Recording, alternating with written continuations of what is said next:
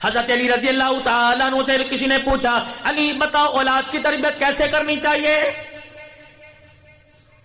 فرمایا پہلے 7 سال کی عمر ہے، تمہارا بچہ تمہارا آقا، تم اس کے غلام، ہر اپنے بچے کی بات مانو، تم اس سے پانی نہ منگواؤ بلکہ پانی خود پلاؤ، سالن خود ڈال کے دو، کپڑے اسے خود پہناؤ، اس کی تربیت کرو، اللہ اکبر، اس کے غلام بن کے تربیت کرو، اگلے 7 سال میں اس 7 سال کا نتیجہ دیکھو، پھر تمہارا بچہ غلام، پھر تم آقا بن جاؤ۔ مطلب کیا؟ فرمایا دیکھو شیر کی آنکھ سے کھلاؤ سونے کا نوالا۔ 24 گھنٹے اپنی آنکھوں میں رکھو بچہ کیا کر رہا ہے، رات کو چھپ چھپ کے دروازہ کھول کے دیکھو سو رہا ہے یا کیا کر رہا ہے۔ اپنے بچے کی جیب خاموش چیک کرو، اس کی جیب میں اتنے پیسے کہاں سے آئے۔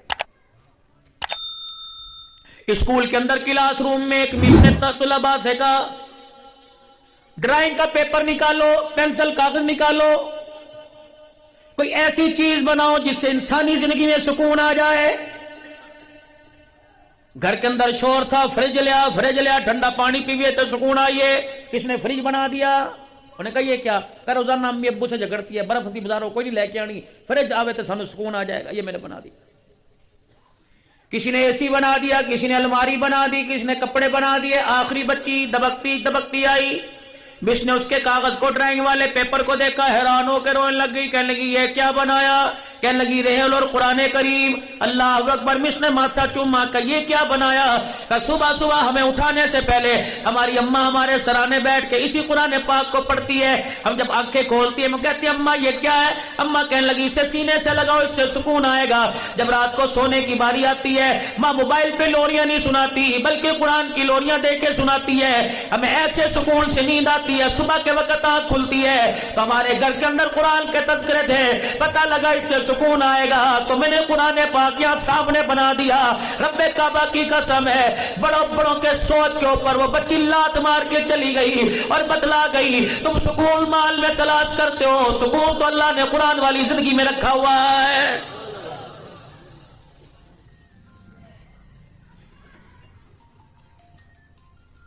ایک باپ اپنے بچے کے سامنے پین لے کے بیٹھ گیا، تربیت بتا رہا ہوں، یہاں تو گھر آتی جانوں ستا کوئی نہیں، لا لتر ستا کوئی نہیں، سو جا۔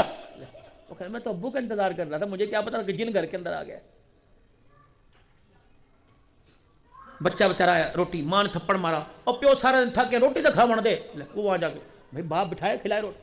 سنو میں نے بڑے اللہ والے سے سنا تھا، فرمایا جس کھانے میں بچے شامل ہو گئے قیامت کے دن اس کھانے دسترخوان کا حساب نہیں ہوگا، بلکہ فرمایا بچوں کو کھانا کھلاؤ، ان کی انگلیوں کے پورے سالن میں ڈبو لو، ان کی انگلیوں کی وجہ سے تمہارے رزق میں برکت آئے گی۔ لوگ پوچھتے ہیں قیامت کب آئے گی؟ مولانا میں نے ایک باپ کو گلاس میں پانی بھر کے پیتے دیکھا، اللہ اکبر، آدھا اس سے پانی پیا گیا، اس نے گلاس واپس رکھا، ساتھ ہی بیٹا بیٹھا تھا، اسے پیاس لگی، اس نے باپ کا بچا ہوا پانی زمین پہ پھینکا، دوسرا پانی بھر کے پیا۔ میں نے کہا لوگ قیامت کی بات کرتے ہیں، اولاد باپ کے جھوٹے سے نفرت کرنے لگ جائے، سمجھ لو قیامت آ گئی۔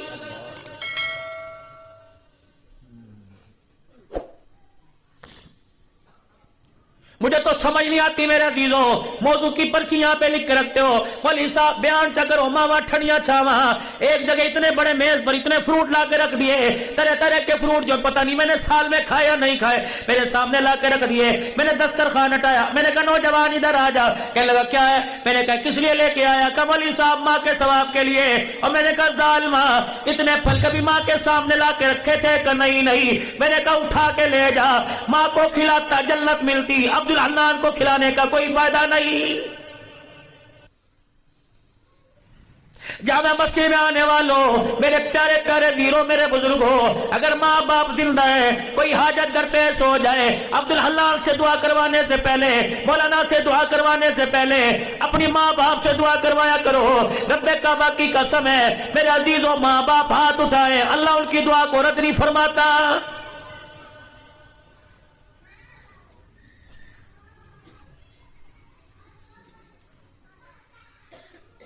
خیرکم خیرکم لأہلی، تم میں سب سے بہترین وہ ہے جو اپنے گھر والوں کے لیے اچھا ہو۔ دسو ہمارے میں اچھا کوئی ہے؟ ساروں کی بات نہیں کرتا، ناراض نہ ہونا۔ گھر میں جاتے ہیں کیا انداز لے کے جاتے ہیں؟ رومال وہاں پھینکا، جوتی وہاں پھینکی، پھوں پھوں پھوں کر کے بیٹھے، تمہاری گھر والی ڈر کے تمہارے سامنے نہیں آتی، کہاں جائے؟ اسے قرآن کے سائے میں لائے تھے. سارا دن تمہاری ماں سے سنتی رہی، تمہارے باپ کے حقے بھرتی رہی، تمہاری ماں کی خدمت کرتی رہی، تیری بہنوں کے کپڑے دھوتی رہی، تیرے بھائیوں کے کپڑے دھوتی رہی، سارا دن یہ روٹی کرتی رہی، ہنڈی کرتی رہی، جھاڑو دیتی رہی، پوچے دیتی رہی، اس آس اس امید سے کہ شام کو میرا گھر والا آئے گا، مجھے مسکرا کے دیکھے گا. لیکن معذرت کے ساتھ اس نے وہ سلوک کیا جو جانوروں کے ساتھ ہوتا ہے. بتاؤ پھر یہ رو کے کہاں جائے گی؟ خدا پاک کی قسم ہے، تمہارے سلوک کی وجہ سے تمہارا گھر جنت نہیں بلکہ تمہارا گھر جہنم بن جائے گا.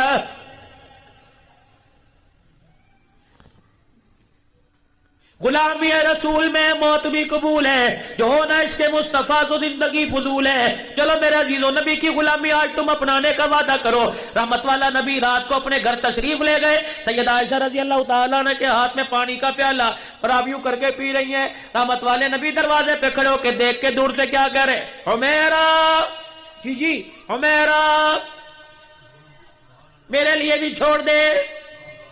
حمیرہ، اماں کہتی میں نے کنارہ ہٹا دیا، سرکار آئے، میں نے یوں کر کے پیالہ پیش کر دیا، بار بار پیالے کو گھما رہے ہیں. میں نے کہا ماں باپ قربان ہو جائے، کیا کر رہے ہیں؟ فرمایا عائشہ تیرے ہونٹوں کی نشان تلاش کر رہا ہوں، بتا تو نے کہاں سے پیا تھا؟